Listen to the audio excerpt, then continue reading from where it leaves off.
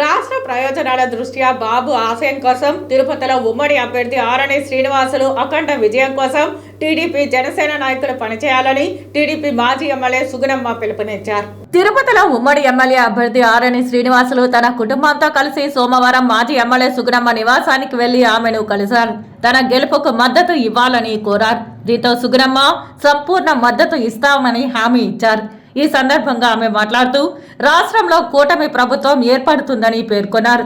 బాబును ముఖ్యమంత్రిని చేసుకోవాల్సిన బాధ్యత మనందరిపై ఉందని అన్నారు.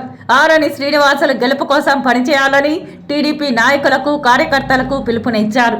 తిరుపతి గెలుపు అధినాయకుడికి గిఫ్ట్ గా ఇద్దామని అన్నారు. జీఎస్పీ అభ్యర్థి ఆరణి శ్రీనివాసులు మాట్లాడుతూ తెదేపా జనసేన నాయకుల మధ్య సఖ్యత ఏర్పడిందని అన్నారు. ప్రస్తుత పరిస్థితులలో రాష్ట్రానికి మహాకూటమి గెలుపు ఎంతో అవసరమని అన్నారు. వైకాపా ఆగడాలు అడ్డుకోవాలంటే కూటమి ఏర్పడిందని స్పష్టం చేశారు. గౌరవ సభ నుంచి బయటకు వచ్చిన బాబును మళ్లీ అసెంబ్లీకి పంపించాల్సిన బాధ్యత మనపై ఉందన్నారు. తిరుపతి డిప్యూటీ మేయర్ హోదాలో అభినయ్ రెడ్డి కార్పొరేషన్ నిధులు దుర్వినియోగం చేశారని, తాము అధికారంలోకి వస్తే విచారణ చేస్తామని అన్నారు. ఇప్పుడున్న వైసీపీ దుర్మార్గపు పాలన అంతం చేయాలనుకుంటే మహాకూటమి అవసరమని గుర్తించి అనుభవశాలి అయిన చంద్రబాబు గారు అదేవిధంగా అధికారం చేపట్టాలని, యువతకు మహిళలకు ఆంధ్ర రాష్ట్రానికి మంచి జరగాలని జనసేన నాయకులు గౌరవ పవన్ కళ్యాణ్ గారు వీరందరూ కూడా ఒక కంకణము కట్టుకొని ప్రపంచ దేశాల్లో అగ్రదేశంగా నిలుపుతున్న మోదీ గారి నాయకత్వాన్ని కూడా తీసుకొని వచ్చి ఈ 5 సంవత్సరాల్లో కుంటుపడిన గాడి తప్పిన పరిపాలనను గాడిలో పెట్టాలని, దీనికి సమర్థుడు మోదీ గారు చంద్రబాబు గారు అని గుర్తించి అహర్నిశలు కష్టపడి కష్టము కాలంలో ఉన్న ఆంధ్ర రాష్ట్రాన్ని నేనున్నాను, ఒక సైనికుడిగా ఉన్నాను, జనసేన అధిపతిగా ఉన్నాననేసి ముందుకు నిలిచి 3 పార్టీల్ని జతకట్టి ఆంధ్ర రాష్ట్రాన్ని ముందుకు తీసుకెళ్లాలనే ఒక ఆలోచనతో ఈ మహాకూటమి ఏర్పాటు జరగడం తెలిసిన విషయం. మీకు అందరికీ కూడా తెలుసు, ఈ గత 5 సంవత్సరాల్లో ఈ దుర్మార్గపు అవినీతి అక్రమాల పాలన అవినీతిని అంతం చేయాలని మేమంతా కూడా 5 సంవత్సరాలు అసెంబ్లీలో ఉన్నాం, చూసాము.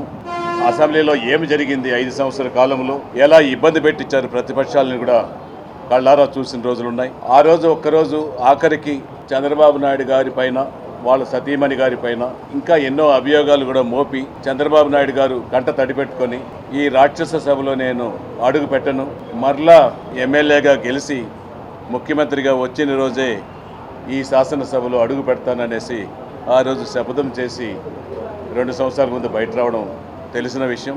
ఆంధ్రప్రదేశ్ రాష్ట్రంలో మరి ప్రభుత్వం ఏర్పాటు కాబోతున్నది.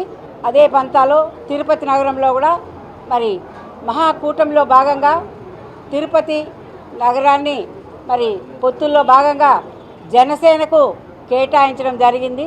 ఇది మన అందరికి కూడా మన అధినాయకుడైనటువంటి జాతీయ పార్టీ అధ్యక్షుడు శ్రీ నారా చంద్రబాబు నాయుడు గారు మనకు అందరికి కూడా పిలిచి మొన్నటి రోజున చెప్పడం జరిగింది. ముఖ్యమంత్రి చేశారు పవన్ కళ్యాణ్ గారు, ప్రజల ఆశయం రాష్ట్ర ఆశయం కోసం పనిచేసే పవన్ కళ్యాణ్ గారు ఒకవైపున, వీళ్ళెవరు కూడా వాళ్ళు గెలవాలనుకోవడం లేదు, వాళ్ళు ఆంధ్ర రాష్ట్రాన్ని గెలిపించాలి, ఆంధ్రప్రదేశ్ అంధకారంలో ఉన్న ఆంధ్ర రాష్ట్రాన్ని వెలుగులతో నింపాలని ప్రయత్నిస్తున్నారు. అలాగే ఆంధ్ర రాష్ట్ర ప్రజలను గెలిపించాలి. ఈరోజు రాష్ట్రంలో స్వతంత్రం లేదు. జెడ్పీటీసీ ఎంపీటీసీ ఎలక్షన్లని యునానిమస్. ఈ రోజు కన్నా ఈ 3 కూటమిలో కలవకపోతే వైఎస్ఆర్సీపీ ప్రభుత్వం ఎమ్మెల్యేలు కూడా యునానిమస్ చేసేంత దౌర్జన్యం కలిగిన ప్రభుత్వం ఈ వైఎస్ఆర్సీపీ ప్రభుత్వం. సాక్షాత్తు చంద్రబాబు నాయుడు గారి మీద వెంట వెళ్ళిన 1000 మంది మీద కేసులు పెట్టిన ఈ దౌర్జన్య ప్రభుత్వం వైఎస్ఆర్సీపీ ప్రభుత్వం. పవన్ కళ్యాణ్ గారు జనవాణి కార్యక్రమానికి వెళ్తే ఆయన్ని నిర్బంధించిన ప్రభుత్వం ఈ వైఎస్ఆర్సీపీ ప్రభుత్వం. అంటే రాష్ట్రంలో ప్రజల్ని ఖచ్చితంగా ప్రజాస్వామ్యం లేకుండా చేయాలనే ఆలోచనలో ఉన్న ఈ యొక్క వైఎస్ఆర్సీపీ ప్రభుత్వాన్ని జగన్మోహన్ రెడ్డి గారిని గద్దె తింపితే కానీ రాష్ట్రంలో ప్రజలు చల్లగా ఉండరు, రాష్ట్రం అభివృద్ధి చెందడం అనే ఆలోచనలో వీరు ముగ్గురు ఏకమై ఒక చిన్న అడ్జస్ట్మెంట్ చేసుకున్నారు.